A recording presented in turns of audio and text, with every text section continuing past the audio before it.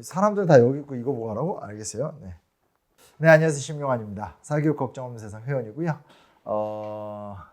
어떻게 시작을 해야 되지? 다시 할게요. 네. 네, 안녕하세요. 심용환입니다. 지난번에 저희가 이제 같이 다시 할게요. 안녕하세요. 심용환입니다. 다시. 이 뭐가 좋지? 이게 심사.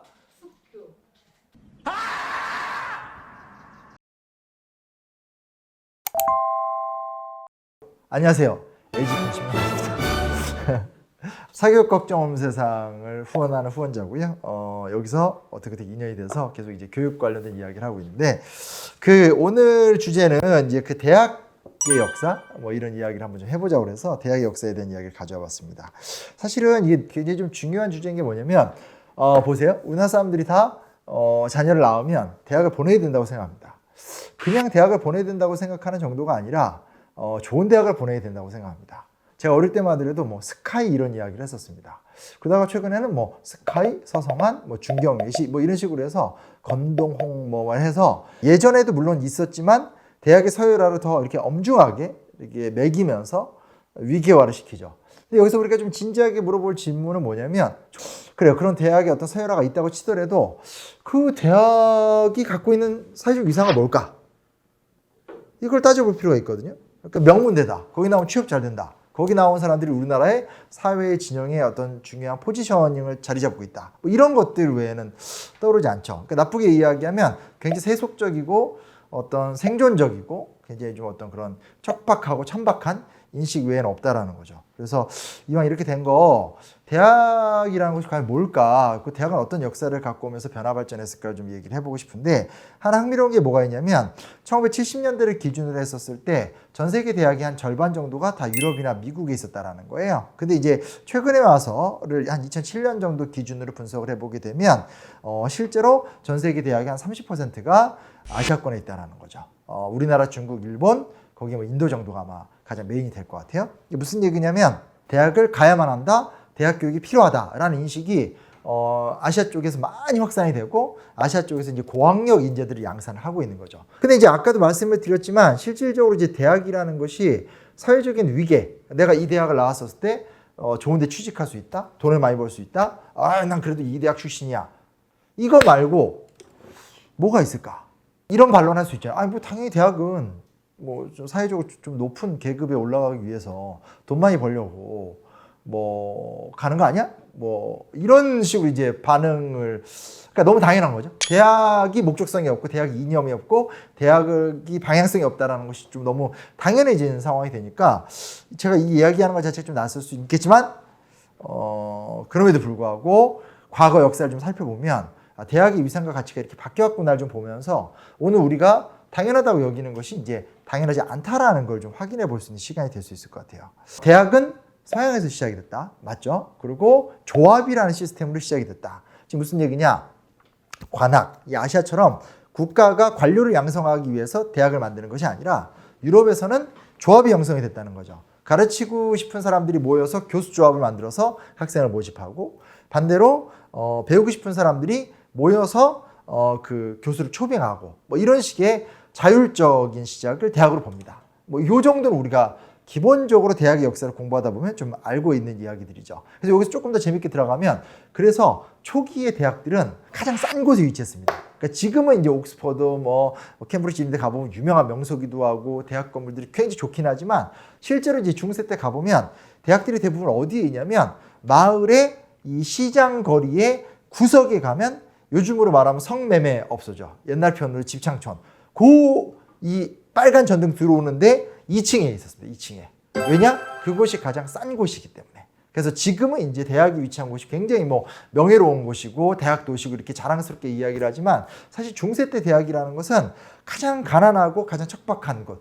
그래서 성매매 업소가 가장 음습한 곳이잖아요. 근데 그곳에 2층에 있다는 얘기는 그 2층의 건물값이 정말 싸다는 얘기죠. 그래서 그런데 많이 이제 위치를 했다라고 좀 볼 수 있습니다. 이탈리아 볼로냐 대학하고 프랑스의 파리 대학이 최초의 대학들이다. 이탈리아 볼로냐 대학이 1158년에 만들어졌고요. 파리 대학이 1231년에 만들어져야 됩니다. 볼로냐 대학은 이제 법학으로 유명하고요. 파리 대학은 신학으로 유명합니다. 여기까지가 기본적으로 이제 우리가 대학의 역사하면 항상 배우는 부분이죠. 근데 여기서 우리가 조금 더 주목해서 볼 수 있는 게 있습니다. 1158년 볼로냐 대학이 수립이 될 적에 신성 로마 제국의 황제가 특허장을 내주면서 이게 대학이 만들어져요. 왜 그랬냐? 정치적 이해관계가 있습니다. 뭐냐면 당시 신성 로마 제국의 황제는 교황을 견제하고 싶었거든요. 그러니까 교황을 견제할 때 제일 좋은 건 본인이 신성 로마 제국의 황제잖아요. 그러니까 과거에 있었던 로마법의 전통에 대한 이해를 깊이 하면 교회법을 이길 수 있다고 본 거예요. 그래서 이 자생적으로 발전했었던 대학을 이 요즘으로 말하면 이제 국가가 후원을 해주면서 본인의 이득도 낳고 그리고 대학의 권위도 같이 올려주는 어떤 그런 이해관계가 있었다는 얘기입니다.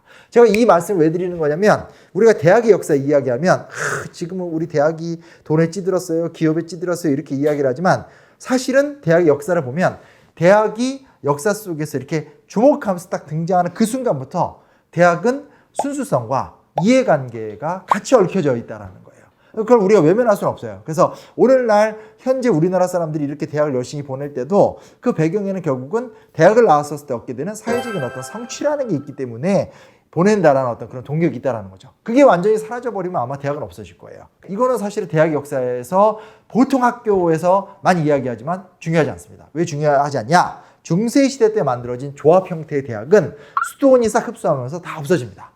거의 존경을 받지 못해요. 그리고 진정한 대학의 시작이라는 건 우리가 학교에서 배우는 걸 넘어서서 그 다음 이야기다라고 할 수 있습니다. 언제부터 본격적으로 대학 역사가 시작이 됐냐를 학문적으로 따지게 되면 18세기 때로 오게 됩니다. 17세기 때부터 시작이 되는 건데 루이 14세 아시죠? 절대군주가 등장하게 됩니다. 절대군주가 등장을 하게 되면서 여기서 뭐가 등장하냐? 전문학교와 아카데미가 등장하게 됩니다. 되게 중요한 거예요. 전문학교는 말 그대로 요즘으로 얘기하면 폴리텍 대학 혹은 이렇게 카이스트 전문적 직능직을 양산하는 학교를 전문학교로 얘기합니다. 아카데미라는 것은 지식인들의 모임을 이야기하는 거예요. 근데 이게 절대군주 시대 때 확 등장을 합니다. 왜냐? 원래 중세 때 조합 형태로서 대학이 있었지만 이거를 수도원들이 막 사들이면서 결국은 조합이 갖고 있었던 활력성과 탄력성, 교수들이 자유롭게 가르치고 학생들이 자유롭게 배우는 문화를 이 중세 수도원들이 다 덮어버렸거든요. 그러면서 이 대학이라는 건 굉장히 권위적이고 뭐 딱 들어가면 그냥 조용히 받아 적어야 되고 신부님 들어오시거나 교수님 들어오면 탁 일어나서 인사해야 되고 막 이런 식의 어떤 권위적인 모습들이 있으면서 중세 때 대학은 다 무너지고 말거든요. 교회가 됐든 귀족이 됐든 모든 권력들을 밀어내고 이제 나야 태왕 루이 14세야 뭐 예카테리나 대제야 또 누가 있을까요? 엘리자베스 1세야 뭐 이런 식으로 절대군주들이 등장하면서 새로운 교육기관을 만들어요. 그 새로운 교육기관이 전문학교라는 거죠. 이 전문학교라는 게 소위 말하는 의학, 공학, 법학 등 말 그대로 특정한 인재를 전문 지식을 이렇게 딱 이렇게 교육받아서 전문인을 이렇게 키우는 시스템을 말하는 거거든요. 근데 여기에 이제 구매자들이 있습니다. 그 구매자들이 누구냐면 그 소비층이 귀족과 부르주아지들이에요. 드디어 18세기로 들어오게 되면서 유럽에서 새로운 붐이 불기 시작하는 거예요. 이제 그 뻔한 권위적인 뻔한 대학이 아니라 왕이 세운 저 전문학교로 가게 되면 전문적 기술을 배우고 또 귀족들이 운영하는 살롱을 가면 교양을 배우기 때문에 평일날에는 뜨뜨뜨뜨 땡땡땡땡 뭐 뽕파르드 마담 이런 마담들이 하는 살롱에 가서 토킹 기술과 뭐 자연과학, 문화예술 이런 걸 배우고 그리고 전문학교에 가서 자기 전문 기술을 배우게 되는 새로운 교육 문화가 짜자잔 등장을 하게 된다는 거예요. 저는 이게 되게 좀 중요한 게 뭐냐면 전 세계적으로 19세기 말부터 제일 위에 대학원이 있고 그 밑에 종합대학이 있고 그 밑에 전문학교가 있는 구조가 아예 구조화가 돼 있는 상태예요. 20세기 때 받아들인 우리나라 같은 경우는 일본을 거쳐서 받아들였잖아요. 그러니까 사람들의 머릿속은 무조건 뭐라고 생각하냐면 최상위 교육기관으로서 박사를 양성하는 대학원이 있고 그리고 중간 단계로서 종합대학이 있고 하급 단위로서 전문학교가 있다. 이렇게 그냥 아무 생각 없이 받아들인 거예요. 근데 유럽의 역사나 대학의 역사를 그대로 살펴보면 종합대학을 극복하기 위해서 등장한 게 전문학교고요. 이 당시 18세기 기준으로 보게 되면 전문학교랑 종합대학은 위기 예상 차이가 없었어요. 그냥 전문학교로 할 것이냐 종합대학으로 할 것이냐예요. 이 부분은 우리가 좀 주목해 볼 필요가 있다는 거예요. 무슨 얘기냐면 우리가 교육 시스템을 개혁하고 더 나은 세계로 만든다는 것은 여러 가지 측면에서 세상을 더 낫게 더 좋게 만드는 방법이 있겠지만 간과할 수 없는 것이 사실은 구성의 변화거든요. 즉 구조의 개혁이라는 거죠. 근데 그게 입시제도의 개혁일 수도 있고 교사의 역량이 강화할 수도 있겠고 대통령을 갈아치우는 걸 수도 있겠지만 사실 교육의 현장에서 가장 직접적인 영향을 미치게 되는 것은 교육 구조 자체의 변화라는 거예요. 근데 한국 같은 경우는 누누이 말씀드리는 거지만 실제로 대통령이 있고 교육부 장관이 있고 교육부 장관 산하에 교사라는 전체 집단이 통제가 되고 있고 학교라는 것도 초등학교부터 대학교까지 일체화된 시스템으로 딱 구성이 되어 있는 상태거든요. 근데 실제로 이 18세기 기준으로 보게 되면 기존의 대학이 존재하고 있는데 기존의 대학이 영향력을 미치지 못하는 전문학교가 등장했다는 거예요. 이곳으로 가는 사람들은 새로운 출세길이 열리고 새로운 어떤 전문 지식을 배우면서 기존의 그 사회를 무너뜨릴 수 있는 어떤 가능성을 갖게 된다는 거죠.